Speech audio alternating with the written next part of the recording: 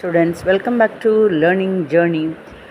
அதாவது நம்ம மற்றவங்களோட கீப் இன் டச், அதாவது தொடர்பு கொண்டு இருக்கிறப்ப, அதாவது இப்போ நம்ம சொந்தக்காரங்க, நம்ம கல்யாணத்துக்கு அப்புறம் நம்மளுடைய பிரதர்ஸு சிஸ்டர்ஸு எல்லாருக்கூடையும் நம்ம ஹஸ்பண்ட் சைடு பிரதர்ஸ் சிஸ்டர்ஸ் எல்லாரோடையுமே நம்ம நல்லா இருக்கீங்களா அப்படின்லாம் பேசலாம். அப்புறம் ஏதோ உடம்பு சரியில்லைனா எப்படி இருக்கீங்க, இப்போ பரவாயில்லையா அப்படி கேட்கலாம்.